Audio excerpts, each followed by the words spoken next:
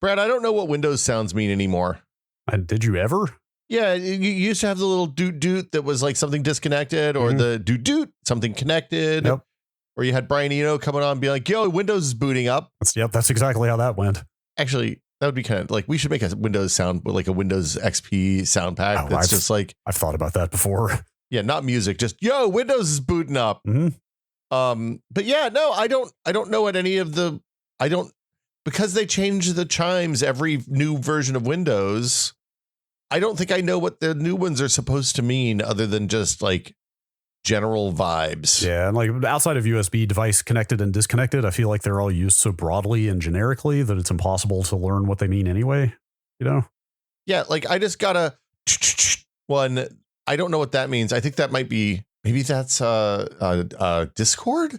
Like that almost sounds like recycle bin emptying sound. No. Whoa, I don't know. I don't. Oh, here we go. Sounds here. Okay, so asterisk. That's I still know what that one is. Would have been really smart for me to set it up so I could just play these into the file. It would have. Let me take 2 seconds. Okay, so I just got another one. I'm getting doodaloon, doodaloon, doodaloon, doodaloon all the time. I think we've buried the lead here. You're getting a bunch of phantom sounds as we have been setting up to record here. Yeah, but I have the notifications turned. Do not disturb. Oh no, that's the problem. Windows turned my do not disturb off when it updated Windows yesterday. Wait, do you just roll with do not disturb on constantly? 24/7 D&D, baby. So you never get notifications at all?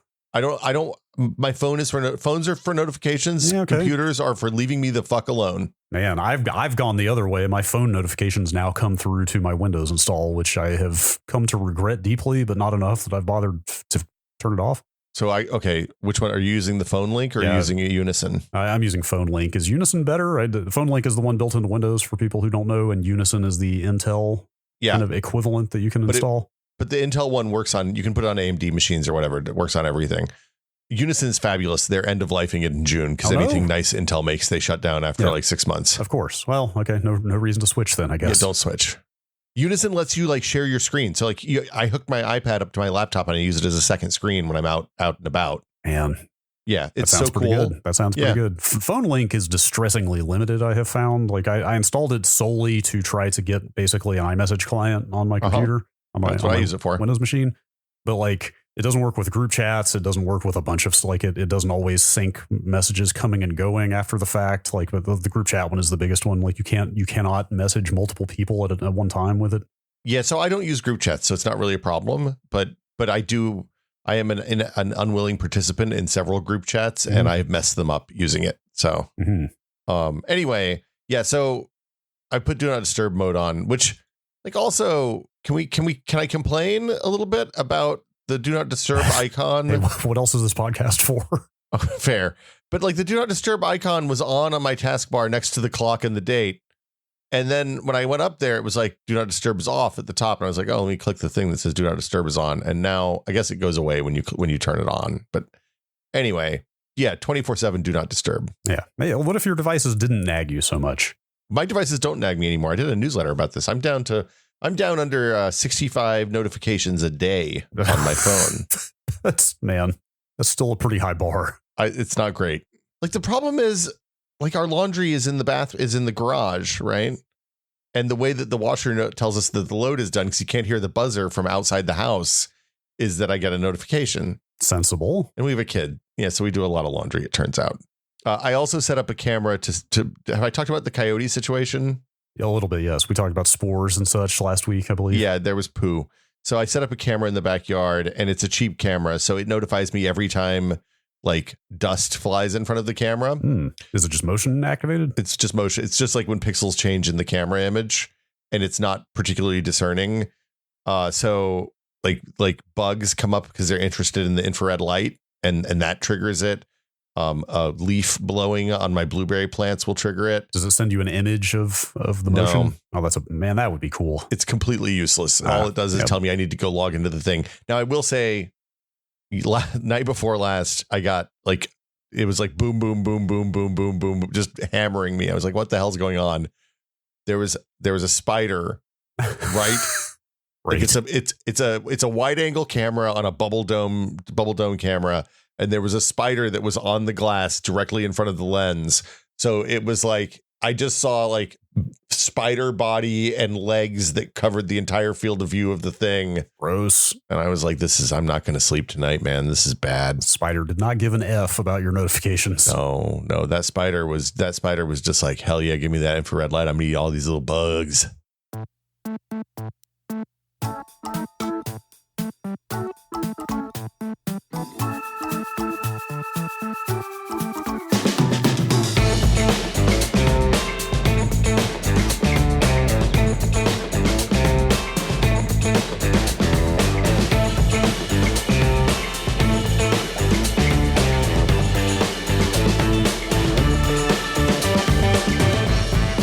Welcome to Brad and Will Made a Tech Pod. I'm Will. I'm Brad.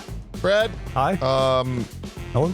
How was your first full week back out of your mandatory government service? It's going. It's okay. Starting to rediscover real life. The chatter. Speaking of group chats, the chatter in the jury pool group chat has started to die down. Oh, you had a group chat with the jury? Yes. The jury started a group chat after. Aw. It was never super active, but people have been kind of bouncing stuff around in there a little bit. But I think everybody is like getting back to real life now. Yeah. Did you share like links covering the trial or anything? A little bit. That's where I got those articles that we've talked about past events related to the plaintiff and the case and stuff. But the thing I've been meaning to drop in there is that I found on the SF Superior Court site, like you can just do case searches. Ooh. So I was able to pull up the case on kind of the back end, where you can look at every single milestone that has ever happened with that case since it was filed in 2022, of which there are 53 pages. Wow, I'm not going to read that. To maybe 15, 20 entries per page. I mean, that's every single like appearance before the judge, motion that was filed, like deposition, blah, blah, blah. But it was cool to be able to, you can pull up a lot of documents. Like there are tons of PDFs on there of documents you can pull up of things that happened in the trial. So I can see all the stuff they didn't show you. Yes. Well, it's not so much evidence. It's more like motions that were filed and briefs and declarations and stuff. So it's like, and I'm going to start forgetting this stuff very rapidly because it's not like I did a daily journal or anything. But as of right now, I can still remember enough that it'll be like, oh, that Friday before, like a week before it was done, when they dismissed us all at like 3:00 and they were like, hey, you can go home for the weekend. You're done. Now I can see the documents that were filed that describe what was going on and that turned out to be the reason we had to leave, if that makes sense. Which in this case, it turns out is that the city filed or actually it was an oral motion. I don't know if that counts as filing a motion, but they essentially made an oral motion to get the case tossed out. Oh. So you might have been cut loose a week earlier. Yes, but apparently the judge did not agree. But the city effectively, it was right after the plaintiff rested. The city was basically like, according to the documents I looked up what a judgment of non-suit means in California. Apparently, it means they were arguing that, hey, the plaintiff has completely failed to prove their case. Why don't we just stop doing this? But the judge did not go for it. The judge did not go for it. Yeah, anyway, good try. It's cool to also that back end, like the Superior Court back end is ancient. Really? It is the URL, like it's some kind of session based thing. So you can't link to documents to people because it's some like purely individualized session when you go on there and search for a case. Like I just you're loading a CGI bin with a token. Not even the URL ends in .dll. So I think it's some Windows server based infrastructure. Running on front page or something. That's terrible. Yes, it's fun. Anyway, that's been fun to look through. Before we get into the meat of this week's episode, I also have to issue first time ever a correction or an addendum. We've corrected stuff before. And first time for everything for me. Okay. Weird, right? No. We've corrected your stuff before. No, it's been a while. Yeah, we posted the Patreon episode of a day or two ago. Yeah. This is not a huge deal, but we talked about reverse proxies on there. Mm-hmm. I made a comment that I just wanted to add to really quickly, which is that I said you can set up HTTPS on your reverse proxy. Mm-hmm. And I think the way I put it was like, the only reason you would do that is to make your browser stop nagging you about your sites being insecure. Oh, but you were talking about in the context of inside your LAN. Yes, I omitted the part where that's for my use case. That's the only reason to do it because I'm not opening that proxy up to the open internet. Yeah. But if you were to actually expose your reverse proxy to the open internet, you absolutely would want to set up HTTPS to encrypt the traffic going in and out of your LAN. Yeah, that makes sense. So that is a much more actually like crucial reason to do that. Although I think we might have mentioned this a little bit. We talked about VPSs on that episode. If you want to listen to this episode and you're not a patron, you can go to patreon.com/techpod and give us $5, and then you get a whole new feed with 68 or 69 podcasts in it. That's right, and 60. I think 62. Was it 62? Okay, it'll be 68. There's a couple extras in there too, though, because we had some unnumbered ones. But anyway, and you'll get access to the fabulous Discord where this was said when I mentioned that. And I dropped that in the thread for that episode, and networking channel VIP Cake Batter popped in and mentioned that actually you probably don't want to expose your reverse proxy to the open internet to begin with. That you probably want to put Cloudflare tunnel in front of it, or you want to like put the proxy on like a separate server from your home connection. So the Cloudflare tunnel, I think I can use that to obscure my home IP address. It seems like everybody games. It seems like everybody is using it for that. Like I went and registered that VPS last November at Black Friday. Yeah. And then immediately after that found out about Cloudflare tunnel, which basically kind of does for free what I was planning to use that VPS for. So also shout out to Cloudflare. They have a job opening that is exactly the kind of thing I would like to do. So if anybody listening works at Cloudflare and would like to reach out and refer me, I would love that. Because I don't know anyone who works at Cloudflare. It's a black box for me. Well, you might soon. I'm tempted to ask about the details of that job, but I'll let you tell me offline. I'll talk. Okay, it's an editor-in-chief of their blog. So they have a really good technical blog. Okay, yeah, sure. And they need somebody who can do editorial that hits a wide audience, and it's exactly the kind of thing I've spent the last 20 years doing in my career. So. Yes, that sounds cool. Anyway, I've reassured myself that this VPS was worth the hassle, because now I can tell myself like, I'm not putting this in the hands of a corporation that might change their policies or start charging for that service at some point. But I'm just trying to make myself feel better. Yeah. Anyway. Okay, so this week, we got into two things this week. One, so with apologies to our Midwestern listeners and shout outs to a bunch of listeners and readers that I met yesterday. I made my first trip to a Micro Center ever. Ever? Ever. I figured you would have been the one back in the day. So I don't think I knew about the one back in the day. Okay. And it was only around for a little while, because it was so there was one down south and it was open, and then there was some construction that happened somewhere that ended up shutting, like destroying. They knocked down the shopping center that was in, so they closed it in like 2012. And I was firmly a Fry's and Central person back then. And I don't think I understood. A, my car wasn't super reliable at that time frame. But B, the like driving down there when I could just go to Central in the city was probably not a thing I was going to do. Sure. So yeah, we'll talk about that at the end of the show, though. The grand opening. You have grand opening, like they had the honchos there. Wow. Yeah. No kidding. So Dan Ackerman, who runs the Micro Center blog, but I know him from his days at Gizmodo and CNET. Wait, that's CNET Dan Ackerman? CNET Dan Ackerman. I saw the name. Dan Ackerman. I don't know that I've ever met him. I knew his wife from the Games Press. I don't think I've ever met Dan, but I saw the name and just assumed it was coincidentally like a different person, a different Ackerman. But no. So Dan was there. He was hanging out and talking to folks, and like we got to take the full tour of the store and met a bunch of people who were waiting in line to get in. Cool. They had some doorbuster kind of deals and stuff like that. So anyway, I started to ask a question, but I'll reserve it. I think we're going to do the more universally actionable topic first. Yeah. So the reason, but just in general, the reason Micro Center is interesting is like it is generally. It's imagine if Best Buy was a store where people were knowledgeable and excited about DIY PC building. Cool. That sounds good. Yeah, it's pretty good. So, okay. So, but the thing we're going to talk about first is GeForce Now. The excuse we're talking about is that GeForce Now just released their like Steam Deck client. Previously, it's been a web-based thing, kind of like the Xbox Cloud sharing on Edge for the Steam Deck, which is fine. GeForce Now didn't run as well. I think the Edge cloud streaming for Xbox ran pretty well.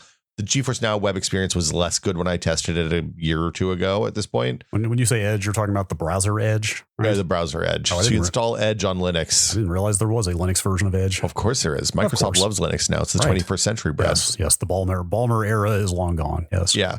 But yeah, so it was a browser-based implementation before, which was fine, but I often had like a little bit of jank with controls and stuff like that, especially in docked mode.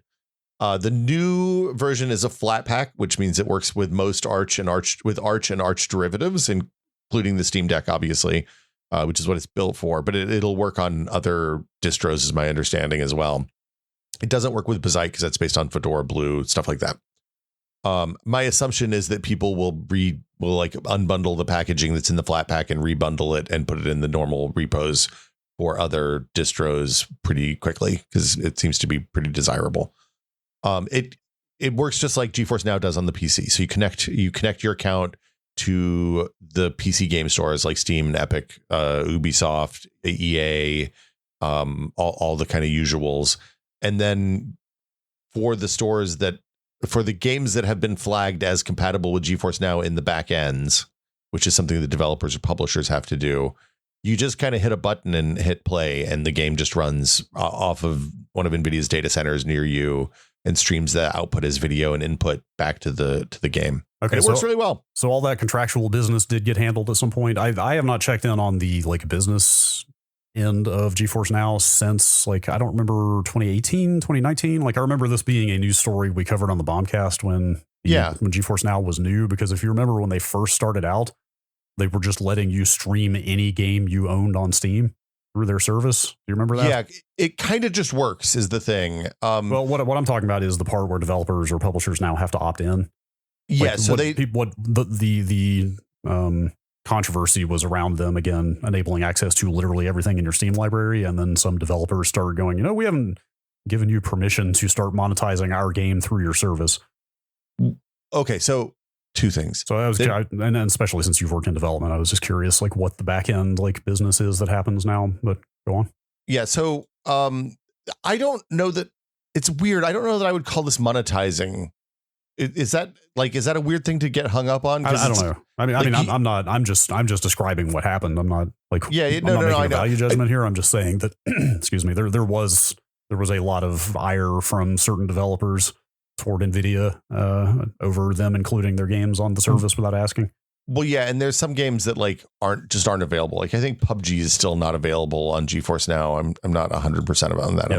I was just curious. And you may not know. I'm just curious if like is there a licensing fee or like what is going on when a game gets opted into GeForce Now? Like are developers getting money for that? No. Okay, so the way GeForce Now works is it's not like a streaming service like Netflix or Xbox Cloud Xbox Game Pass, right? I know that. Yeah.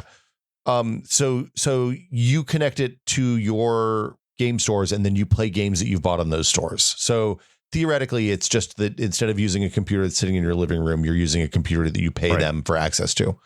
And I think a lot of the complaint was actually from developers was actually around the idea that they were selling exclusive streaming service access to their games. Right. Then Nvidia coming in and offering this made them in breach of their contracts, right, with the providers that they had signed up for. What I will say is that on the Steam backend, there's a checkbox that says, "Do you want to enable GeForce Now support?" Oh, so that's it. And then you press that, and then you push those changes to Steam, and then your game is on GeForce Now. Interesting. All right. The way it works from Steam's side, Steam is the jankiest of the services, I think, which is a little bit unfortunate. Like you need to have a public profile that lists all of your games, and like if your game list is private by your privacy settings in Steam, GeForce Now is like, hey man, we don't know what games you have. You have to make this public so we can scan them. That's really weird that relies on a public listing and not just like back end access. It is pretty janky. Yeah. So my games list is private just because I don't like having that kind of information out. I don't want people to know, that I'm spending 300 hours playing Hello Kitty Island Adventures or whatever. No shame in it. I don't have any shame, but it's just the way I live my life. So I just flip it when I buy new games. I flip the thing private, hit the scan button in GeForce Now, and then set it back private again. Set my account private again. I do a lot of streaming from my PC to the Steam Deck. So I have my gaming PC in the office, and if I'm sitting on the couch and want to hang out or something while I'm playing a game, I'll do that. It's always it works pretty well these days, especially with Moonlight and Sunshine. It's always a little janky, especially with brand new titles before the software has kind of before everything's settled out. So I often have to get up and walk into the other room to change a game from borderless to full screen or adjust the resolution or something like that before the Steam Deck, before Moonlight or the Steam Link streaming can kind of hook up to it. And stuff like running at too high a resolution on the desktop. Like if I run at the 4K resolution my desktop works at, sometimes you want to actually turn those resolutions down so you get a little bit smoother frame rate because the scaling can introduce some stutter and stuff. This was great. GeForce Now on the Steam Deck with the client was much better. Like was really nice and equivalent in a lot of ways to that local streaming from the good gaming PC. I assume, or at least I would hope, it eliminates some of the fiddliness around having to change resolutions and stuff like that. Like, yeah, like generally speaking, the GeForce Now games, when you launch them, they just work, right? Like they're optimized, especially with this client. I haven't used the PC client as much, but on this client, it generally set the game to 1280 by 800 and gave you reasonable settings for like visual fidelity at that thing. And the nice thing about it is because you're running on GPUs in the cloud and not on the local GPU on the Steam Deck, like you can do stuff that isn't supported, like run ray tracing and stuff like that, assuming you're paying for the tier of GeForce Now that includes ray tracing. Yeah. What are the pricing tiers at this point? So there's a free tier that they don't specify what you get access, like what kind of GPUs you get access to. The main differentiators on the tiers are the features you get access to GeForce wise. Like the high end ultimate tier is a 4080 class GPU. The mid tier, I don't think they specify what it is. But it's you do have RTX for the mid tier. I don't think it goes. I think it's 1440p is the max resolution for the mid tier one. Okay, so here's the breakdown on the tiers. The basic tier they list as a 4 vCPU rig. And just to be clear, these aren't like dedicated boxes in a data center someplace. They're slicing up big giant like GPU compute cloud GPUs, and they're handing them off in small chunks to players. So the free ones ad supported. You can the queue times are sometimes pretty long, especially at like prime time, but it's usually like 3 or 4 minutes at most when I've looked at it. The big thing that they use to gate the different tiers is resolution and session length. So free goes up to 1080p and the maximum session is an hour. There's nothing that stops you from like reaching the end of your first hour and then just disconnecting and reconnecting. So you can do this indefinitely. Interesting. But it'll end the session, right? You couldn't like leave the game paused and disconnect and reconnect. It resets the virtual server. Right. And so you basically save your game, exit out, restart it, and come back right back where you were. Can I jump in here really quick and just reassure her that this is not a sponsored episode, by the way? Oh yeah. No, they're not paying us. Anytime we just like start running down features on something we've been messing with, like I think like after that Fastmail episode, somebody was like, were you guys being paid by Fastmail for that? Like, absolutely not. No, if we were being paid by somebody, we'll disclose. Yes, like it would be extremely obvious if we were to ever do something like that. But this is just you testing something and talking about it. Yeah, so I did a PC World video, and it was and spent like that video ended up being a 3-minute YouTube short, and I didn't get to talk about all the stuff that I learned using this. A vertically oriented short. Yeah, we do PC World shorts now. Do you crop the footage or do you just letterbox it? I shot that one like since I knew it was going to be a short when I shot it. I just shot it vertically. Not your face. I'm talking about any game footage that goes in. Does that get cropped to the vertical orientation? So the format that I use for PC World verticals is usually floating head on top of zoomed in footage. Okay. Yeah. So anyway. Maximum session length is an hour. On the performance tier, which is the mid tier, it's up to 6 hours. Oh, wild! It's 8 for the ultimate, which is the 4080 tier. Like, I'm surprised that there isn't a tier that just lets you play as long as you want. I mean 8 hours, pretty long time, but still. Yeah, I was gonna say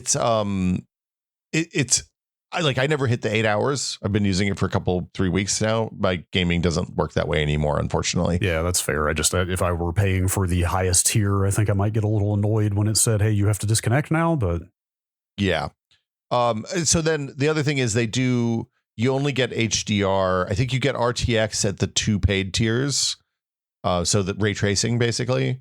You don't get things like reflex and frame gen until you pay for the most expensive tier.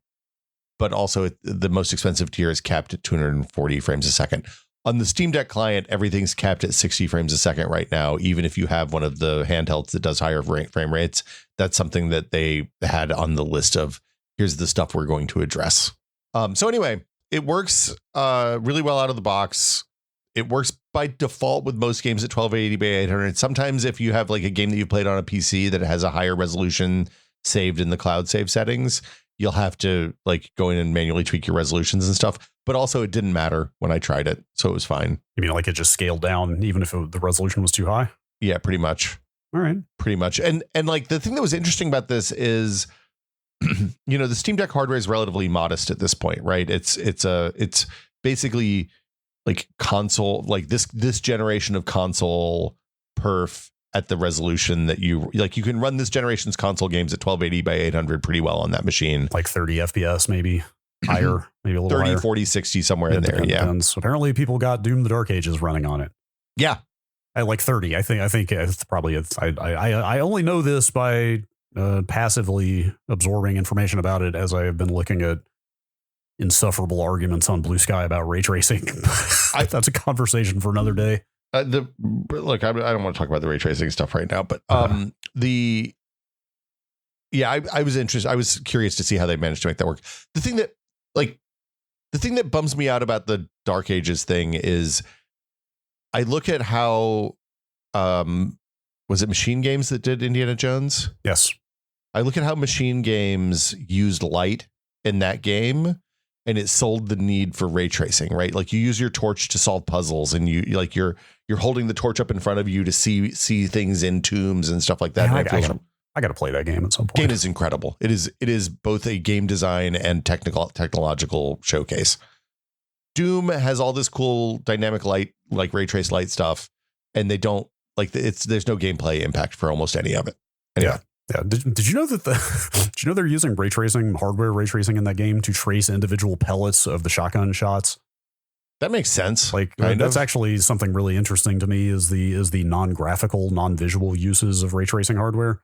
Like there was a talk at GDC about somebody using the ray tracing stuff to do positional audio. Yes. So yes, you're starting to see a lot more audio engines that are using that hardware, but this was specifically the first use of hit detection I've ever seen. And I think in this case, they're using it for the location-based damage on the meshes, you know, like kind of like trying to. So you get hit reactions based on where the pellets actually hit? And not just reactions, but that game is incredibly gnarly about like carving chunks of flesh off the enemies depending on where you shoot them. But apparently they're using ray tracing hardware for that. That's really cool.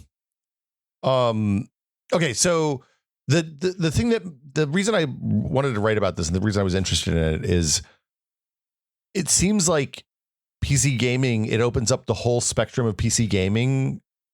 If you have like a Steam Deck or one of these little handhelds, then you can play the AAA games. You can play the stuff with anti-piracy BS that doesn't run right on Linux.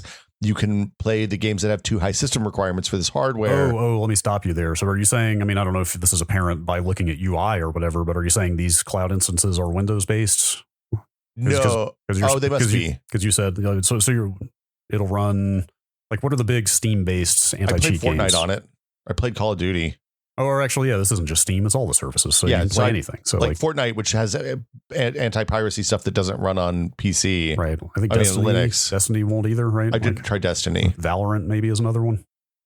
Anyway, long story short, you're saying all the big system-level anti-cheat games work fine here? The ones that are enabled for GeForce Now do, for sure. Sure, right. Let me see if Valorant. I'm curious if the I don't think Valorant is on. Oh, I don't have Valorant on my account. So, because I didn't hook my Riot account up to it. But yeah, so like I was able to play Fortnite on my Steam Deck. Okay. In Linux. All right. Running on GeForce Now, which I guess is on Windows, to your point. Sure. It like this seems like if you're somebody who wants to play PC games, wants to get, it's another step up the entry into PC games, right? So like the Steam Deck gives you a handheld that's really good at playing like indie games and older games and like low intensity stuff. And then this gives you a way that you can plug it into a monitor and get like 4K gaming out of that same box, which is kind of compelling for the cost of the Steam Deck plus a subscription fee or right. Whatever. Like this seems like this would be the best for people who don't have a gaming PC. They only have a Steam Deck. Yeah. Like in a world where GPUs are like in the US, at least right now, a 30% markup over MSRP, and kind of hard to find in a lot of cases, although we'll talk about that in a minute. This seems like an increasingly viable alternative if you're willing to throw a little money at it. It's good to have options. The perf was really good on the handheld. I was seeing like 60 frames a second on everything I tried. They gave me an ultimate code to put on my account to try that for a bit. I also tried it with the base free, and like I found that the free settings, with the exception of the 1 hour time limit, which kind of sucked, the free settings were quite good. Okay. For the 1280 by 800 resolution of the handheld. How do the ads manifest on the free tier? I'm going to tell you some secret, Brad. Oh, inside my pie hole, I didn't see any ads. Interesting. I assume so. I assume that means those are display ads, probably like pop-up style. I bet that you get a pre-roll ad before the game starts or while you're queuing for the game. Interesting. I guess, but I don't know for sure. Weird coincidence. Sorry about that. Sorry I didn't get to test that, folks. Okay. Yeah, the couple of things that I thought were really nice. The client tells you how many gigs per hour you're going to use at the settings you have for any particular game. Oh, that's helpful. So if you have bandwidth caps, you can kind of plan around that. I think if you have a really kind of oppressive bandwidth caps, this is definitely not a service for you. At the 1280 by 800, I think it was like 6 gigs an hour. So not like more than you'd want to use over cellular if you don't have an unlimited cellular plan. Oh yeah, for sure. But not so much that it would break you on like a 1 terabyte Comcast plan or something like that. I still can't believe that data caps notwithstanding, we're even talking about being able to stream video games over a cell connection. Right. You know, it's a financial limitation, not a technical one that is stopping you from doing that. Like, it's still insane to me that cell has gotten that fast. I talked to a listener after we talked about rural broadband the other day who had just signed up for 5G home internet. And they were like, it's really good. Like it is a dramatic improvement in their quality of life because they were someplace that they couldn't really get broadband before. Yeah, I can see that. So there's a few things that were kind of janky. GeForce Now doesn't seem to cache shaders for a lot of games. Oh no. I couldn't tell if it's all games or if it's like they have to opt stuff in or whatever. But like I played a bunch of Avowed on this, which is that Obsidian RPG that came out earlier this year, late last year. Like I can't February. remember. That game rules. Yeah, the game's really good. It compiles shaders every time you launch the damn game. Oh no. And it's like depending on which server. It's funny because like I think the servers that they're on are mostly Threadrippers, is my understanding. The ones that are slow clocks, man, it takes forever. The docked experience is kind of a mess in that it doesn't automatically adjust the resolution to suit your docked resolution. It stays at 1280 by 800, so you have to go in and kind of manually adjust some stuff. I didn't realize you had a Steam Deck dock. Yeah, I bought a dock to test stuff when it first came out. Is it the Valve dock? I got the Valve one. Okay. Yeah, it's fine. I like just in general as a longtime Steam Deck user, the dock's a little janky. Like it often has trouble with figuring out what resolution you're supposed to be on and stuff like that. It just now got CEC support, so it'll start your TV up automatically when you power on the deck when it's plugged into the dock. The controller support was hit and miss. Like there were a couple of games I had to start multiple times in order to get controllers working, which wouldn't be a big deal, except for if you're on the free tier, then that queue time is kind of like you have to watch another ad theoretically, and the queue time is a little bit of a hassle. Yeah. It also is fiddly because of the kind of nested nature of Steam instances, because you have like the Steam controller support for the Steam Deck level, and then you're into the GeForce Now thing, which has a controller translation layer, which then talks to Steam on the virtual instance, which has a translation layer. So like everything has to align for it to work right. And it did most of the time, but occasionally it was weird. I wonder if that adds any significant latency. It did not add any latency that I was able to detect beyond just, hey, it's like 6 milliseconds to get the video. Right. Probably not enough to surpass the latency of the stream to begin with. Yeah, it's worth mentioning. I tested this on my home network, which is connected to like it's AT&T gigabit fiber. I have Wi-Fi 6 and 6E access points all through the house. There were like short drops when I would switch between access points, but the client would automatically recover pretty much. sometimes you actually get access to the Nvidia hosted Steam interface, which it's really funny because each of those Steam interfaces only has the single game that's in there. Oh, I see what you see. You're seeing the client front end essentially. Yeah. So like you don't see your Steam, you see Nvidia's Steam with just that one game. So it's not like you can shell back out to their Steam and switch games inside your instance. You have to go back out to the web UI, to the client UI, and close that one and then restart another one, which is weird. I get why they do it. And then the other thing that is super frustrating is on Steam specifically, you have to have your profile be public so they can keep an updated list of games, right? Which it feels goofy. So anyway, that's GeForce Now. All right. I was pleasantly surprised by it. It's $200 a year for the ultimate one. You can get day passes what is that, $16 and something a month?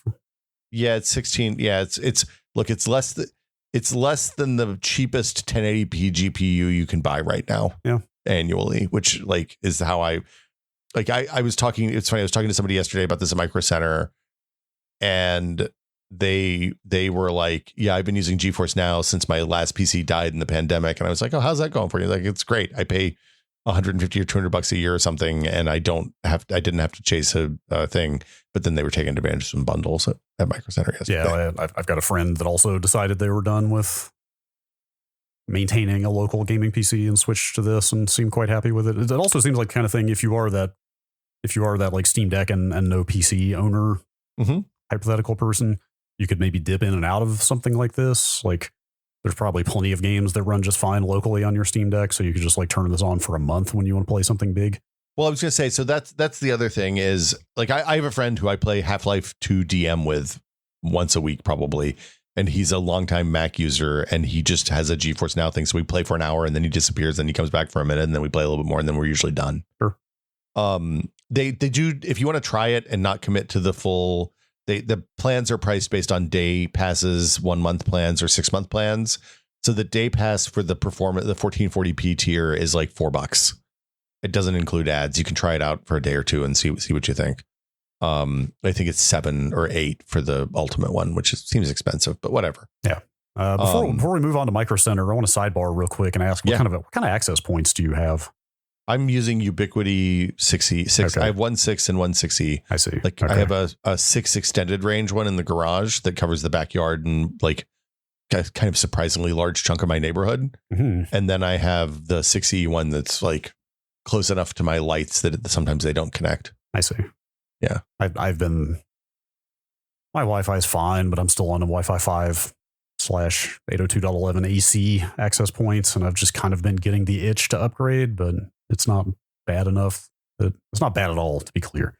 It's just, it's more that I'm now 2 versions behind on Wi-Fi, and I'm like, it might be nice to upgrade. You live in a neighborhood that's dense enough that you benefit from the 7 stuff probably too. The signal, the competition for spectrum around here is a nightmare. Yeah. I can pick up whenever I've done a site survey, I can pick up as many networks as that site survey will display at one time, like 100 plus SSIDs, no problem here. Yeah. So an addendum on the game support stuff. The stores that they support are Steam, Epic, UB, Xbox, Electronic Arts, and GOG. They don't support BattleNet, and they don't support League stuff. Okay. Riot stuff. So no Valorant. Huh. Destiny 2 is on the list, but League and Riot and Valorant and that is not. I think Counter-Strike 2 is. So like they can do those kinds of fast games, but anyway. All right. Should we talk about Micro Center? Sure. You know, you can get an access point at Micro Center. They have them there. I don't know what to get though. Like I have become dead set on getting an access point that does not require an external controller. I'm just tired of dealing with it. Like I really want an access point that runs its management interface on the access point. And I don't know if you're going to find that. Unless you go back to a consumer one. It exists. No, there are some. Like I still have not. I'm not going to buy one of these. I still have not settled on how to say the company's name. ZYXEL, Zixel. I don't know. Nobody seems to know. Yeah, it's impossible. Most of their access points run management on the access point, but they have got a pretty rocky history with bad security flaws and stuff. So I'm not not doing that. But you're right. Most of the consumer facing access points, or even like prosumer Soho stuff, needs a controller, and I'm just tired of dealing with that stuff. I mean, my controller, for what it's worth, lives in a container on my NAS.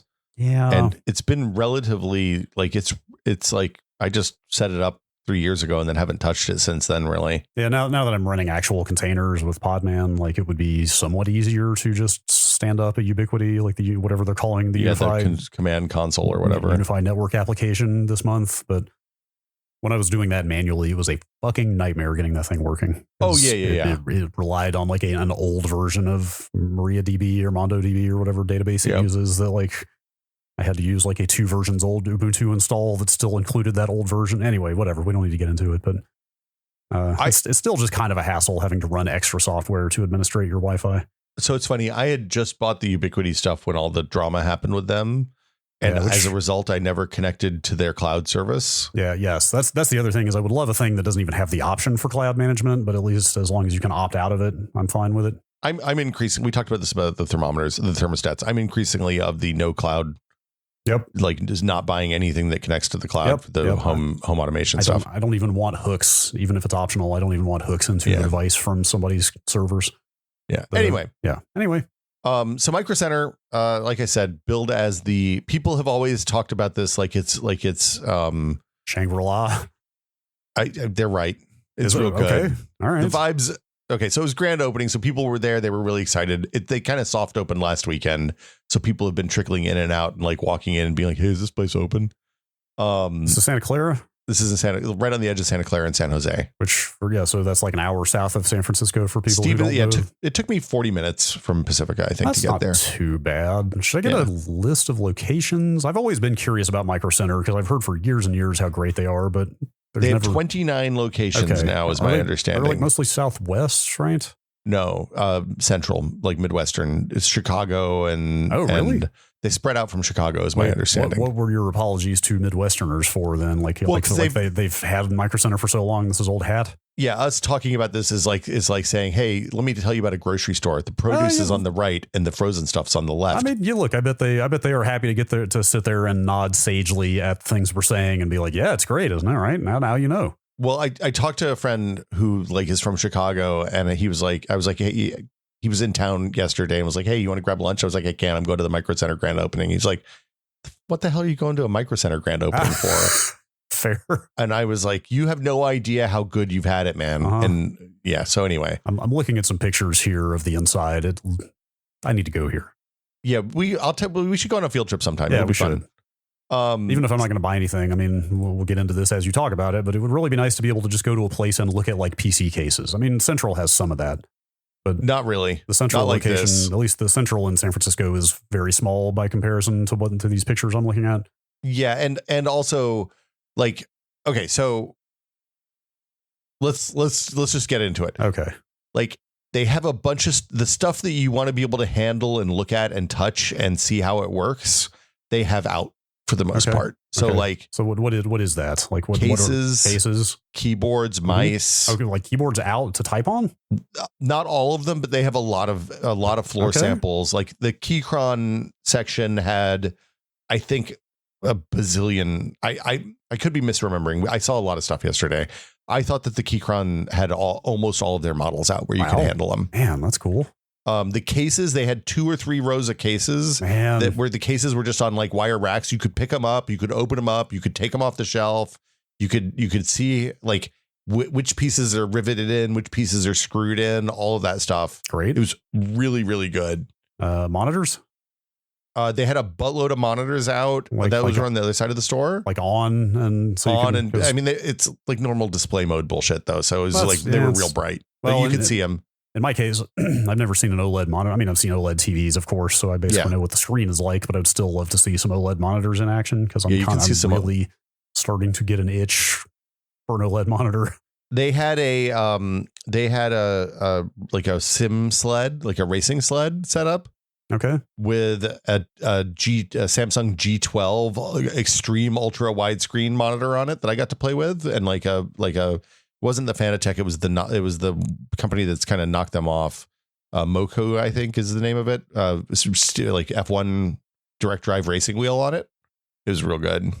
Cool. It was ultra wide monitors. I don't think I want an ultra wide monitor for my desktop ever. But if I ever get into sim racing, like when I get a little bit more middle aged, I'm like, yeah, it's time for me to get real into something stupid. I'm going to get into sim racing and get a big giant widescreen monitor for it. Yeah, that works. They had a ton of 3D printers up on the back wall. Okay. Like up, and a lot of them were just running. Okay, so this is not just a computer store. This is like a general technology store, you would say. So they didn't have stereos and stuff like that. It wasn't like Best Buy. There were no refrigerators. It was computer. It was all computer nerd shit at the end of the day. Yes. Like they had a whole aisle full of Arduino and Raspberry Pi and like soldering stuff, and like you could buy spools of cable there if you wanted. They had a pretty good networking section. Now hang on, this is not like a modern day Radio Shack competitor with like drawers full of capacitors and stuff, right?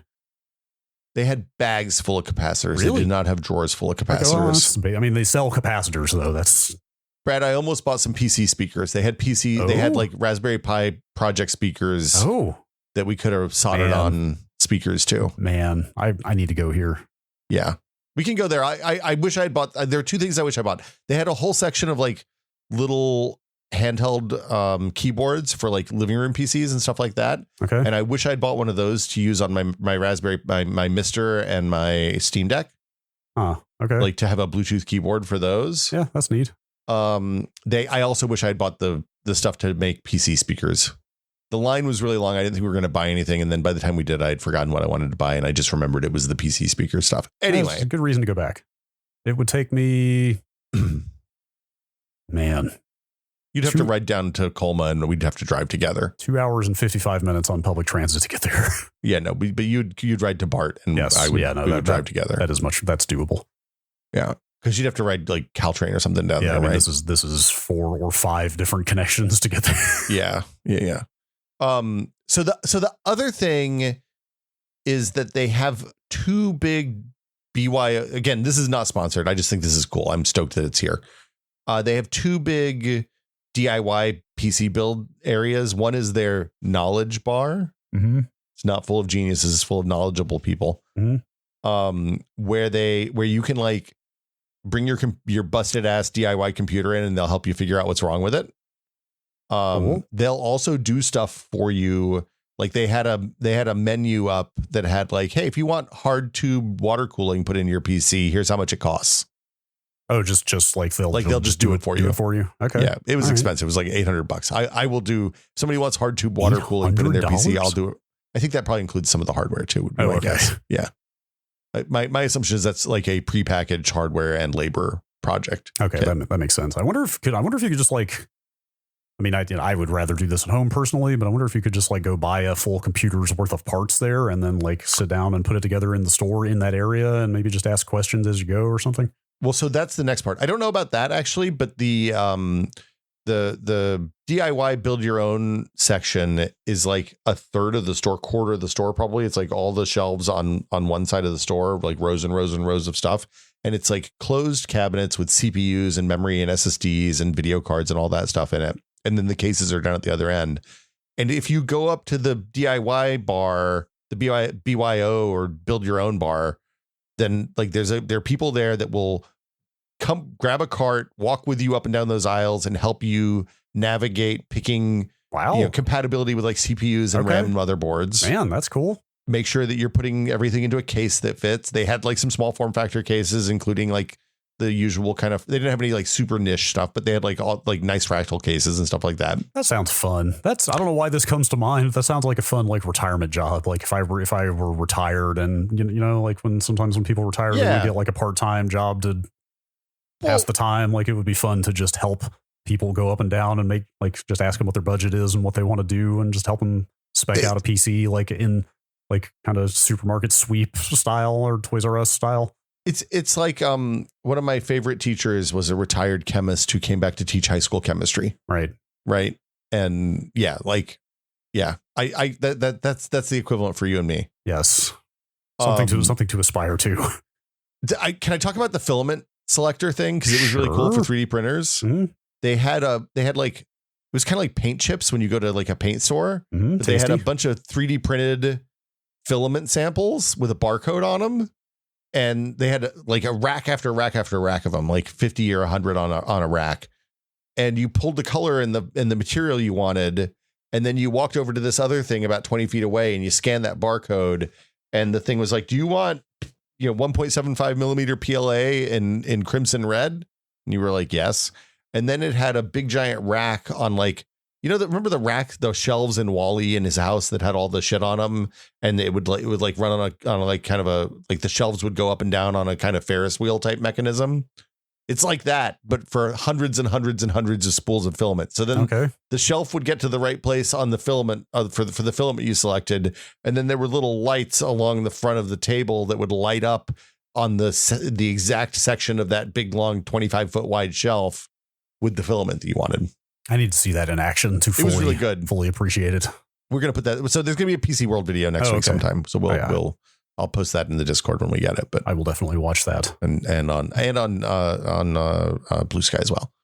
So, it was really nice. It's weird. Like Central is a place that you can get you can buy all the same stuff. The deals are probably pretty equivalent. Like the deals were the things that they had that were like doorbusters for the grand opening were that they had, I think they're doing like 30 or 40 Founders Edition 5090s a day at MSRP. Jeez. Which is like a significant discount for a $2,000 video card, which is crazy to say. They also had a bunch of other, like this was the most video cards I've seen in one place since the pandemic.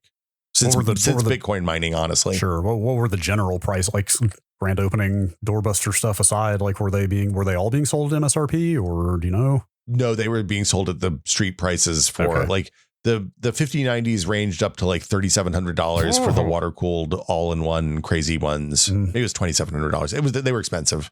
But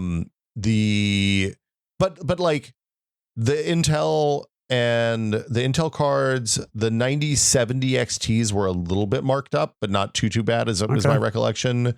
I wasn't paying that much attention to prices, but like, don't buy a 5060, but they had a lot of 5060s at MSRP, it looked like. Okay. So what about other stuff? I mean, I know this is a hard question to answer after one day at the grand opening, but like non GPU, like non-hostile pricing sorts of goods like SSDs and RAM and like kind of more middle of the road stuff. Like, I didn't look at any of that stuff, unfortunately. I wonder how competitive their prices are with online retail in general. My guess is that they're going to be equivalent or a little bit higher rather. The benefit here is like we talked to a lot of people, right? We interviewed a bunch of people, and those videos will be up on PC World. You should watch the videos. We met some really fun people. And like a lot of people who listen to this podcast and the PC World podcast and even go all the way back to like Maximum PC Days. So shout outs to listeners. But we had a lot of conversations with people who were like, oh, well, I'm kind of new to PC building. I just started during the pandemic, or I just started when I built my last PC because it was hard to get whatever I wanted, blah, blah, blah, blah, blah. And it feels like this feels like a little bit of a safety net, right?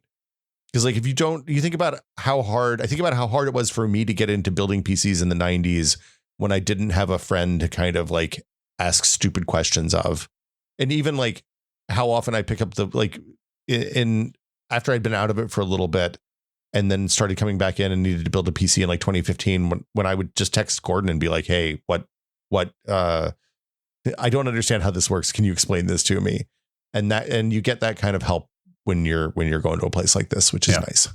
And if you super know what you're doing, that's still invaluable to just have a place that you can just go and get a thing on short notice if you need it, and not have to special order it or wait a couple 3 days if you need it right then. Well, and like Central's good. Central's been good for that. Central's our local like screwdriver shop. It's been good for that for a long time, but their stock is usually fairly limited.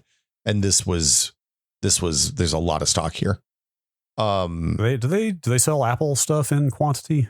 Yeah, so they had computers. I didn't see any phone stuff. They had like cases and chargers and stuff like that.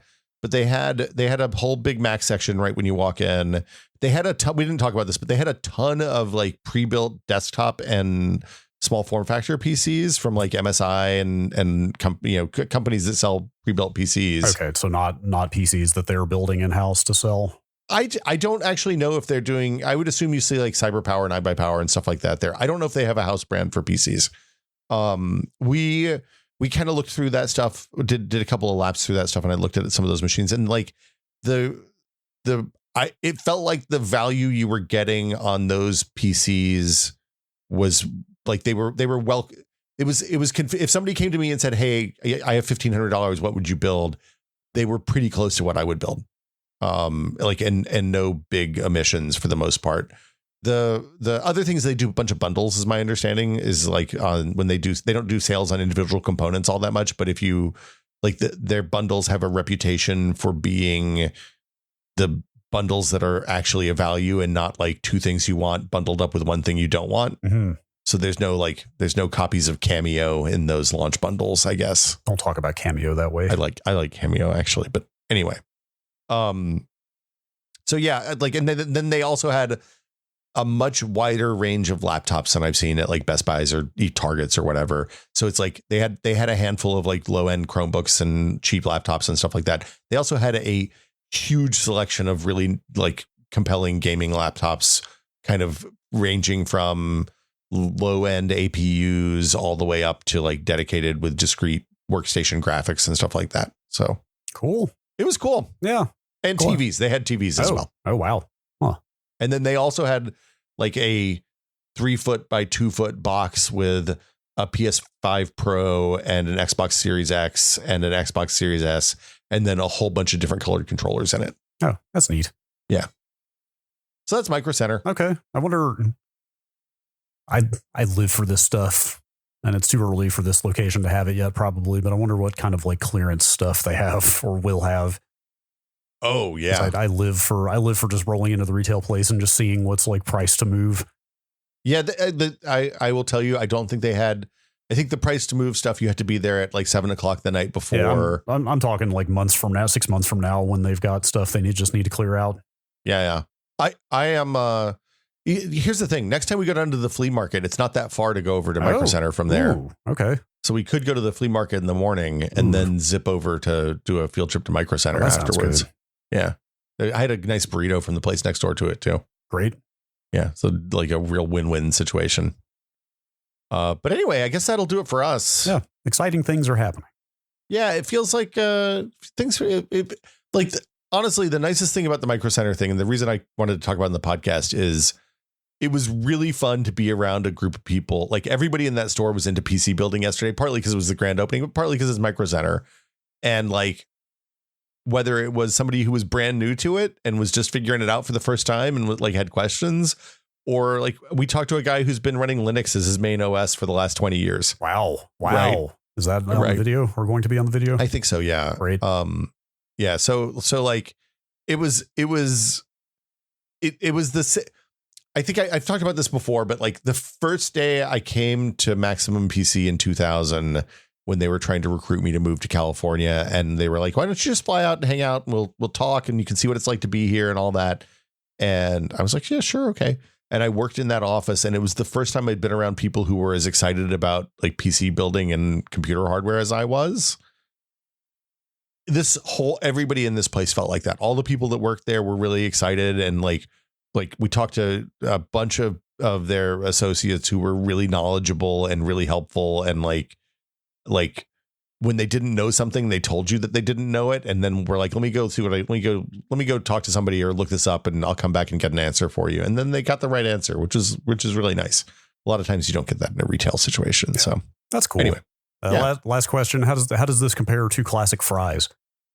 Much less sleazy than classic Fry's. Okay. Like there's an era of grime at a classic Fry's, right? Both like physical dirt and also metaphysical in the like you feel the kind of psychic trauma that happens in a Fry's. Mm-hmm. Okay. I never did manage to set foot in a Fry's. So this is all, oh my God, this sounds scandalous to me, but look, the thing about Fry's is you'd be walking down like the power supply aisle, and if you went a little bit too far, you'd be into like the behind the bead curtain section of the video store, where they had a bunch of like weird hentai and tentacle porn and stuff like that. Wow, Fry's, yeah.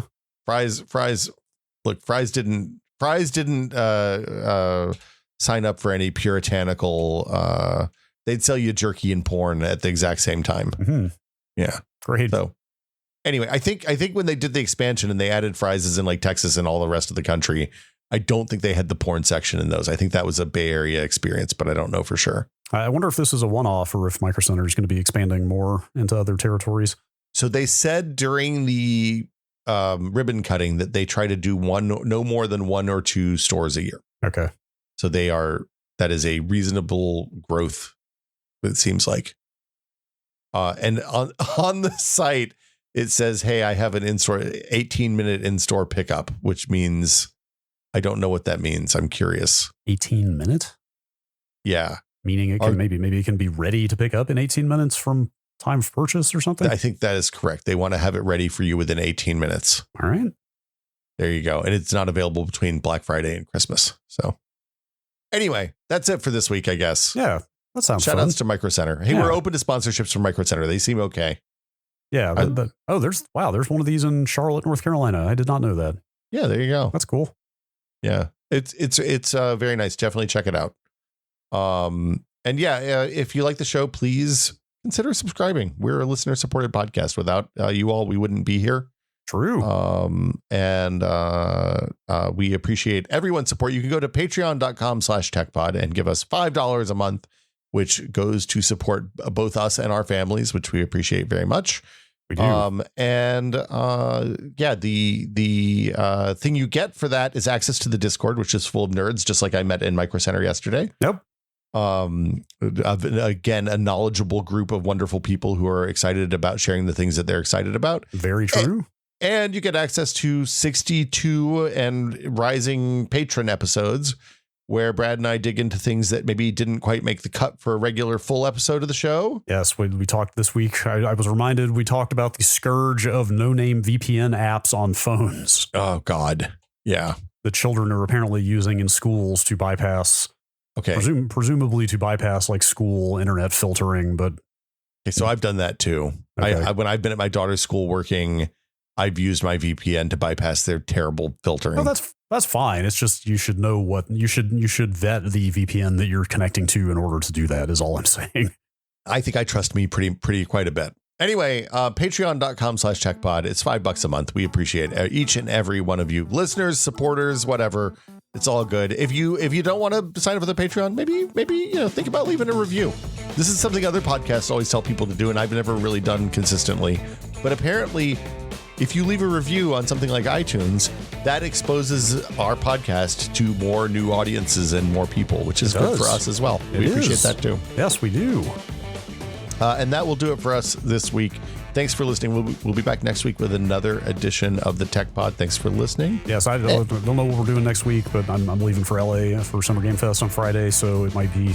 It's a busy time of year. Yes, I don't know exactly what I'm saying here. We'll have something, but I'm not quite sure what yet with the travel and so forth. We're shooting for a guest. I'm working on a guest, but we'll see. And as always, please consider the environment before printing this podcast. Thanks for listening.